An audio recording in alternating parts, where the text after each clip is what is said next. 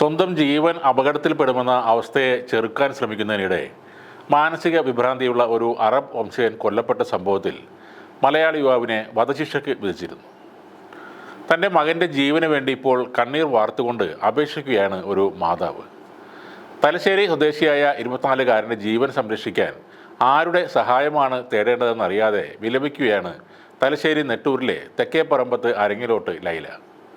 ലൈലയുടെ മകനായ മുഹമ്മദ് റിനാഷ് ആണ് വധശിക്ഷയും കാത്ത് ജയിലിൽ കഴിയുന്നത്. വധശിക്ഷയ്ക്ക് വിധിക്കപ്പെട്ട് UAE അലൈനിലെ അൽബദ്ബ ജയിലിലാണ് ഇപ്പോൾ മുഹമ്മദ് റിനാഷ് ഉള്ളത്.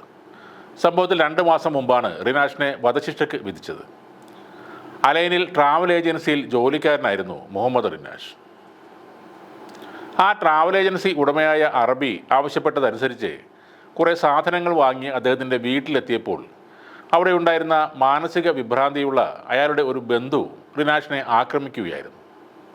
കത്തി കൊണ്ടുള്ള ആക്രമണത്തിൽ മുറിവേറ്റ റിനാഷ് രക്ഷപ്പെടാൻ മൽപ്പിടുത്തം നടത്തുന്നതിനിടയിൽ അബദ്ധത്തിൽ കത്തി ശരീരത്തിൽ കുത്തിക്കയറിയാണ് UAE പൗരൻ മരിക്കുന്നത്. വിചാരണക്കൊടുവിൽ റിനാഷിന് കോടതി വധശിക്ഷ തന്നെയാണ് വിധിച്ചത്. 3 മക്കളുള്ള നിർധനയായ ലൈലയുടെ ഏക ആശ്രയമായിരുന്നു റിനാഷ്. ഇതിനു മുമ്പ് മറ്റൊരു കുറ്റകൃത്യത്തിലും മകൻ പെട്ടിരുന്നില്ലെന്ന് ലൈല പറയുന്നു.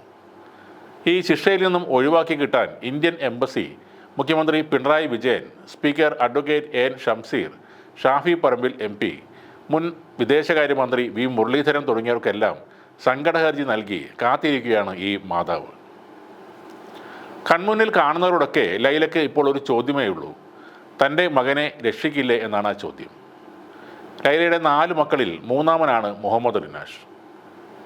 വധശിക്ഷയ്ക്ക് വിധിക്കപ്പെട്ടതറിഞ്ഞ് ഇളയ മകനോടൊപ്പം ലൈല ജയിലിൽ പോയി മകനെ കണ്ടിരുന്നു. രാഹുൽ ഗാന്ധിയോട് പറഞ്ഞ് തന്നെ മോചിപ്പിക്കണമെന്ന് അന്ന് മകൻ കരഞ്ഞുകൊണ്ട് പറഞ്ഞതായി ലൈല പറയുന്നു. ഇന്ത്യൻ എംബസി മുഖേന അബുദാബി ഭരണാധികാരിക്കും നിവേദനം നൽകി കാത്തിരിക്കുകയാണ് ലൈലയും കുടുംബവും. ഒരു അപേക്ഷയുമായി ഡൽഹിയിൽ ചെന്ന് രാഹുൽ ഗാന്ധിയെ കാണാനുള്ള നീക്കത്തിലാണ് ലൈല ഇപ്പോൾ ഉള്ളത്.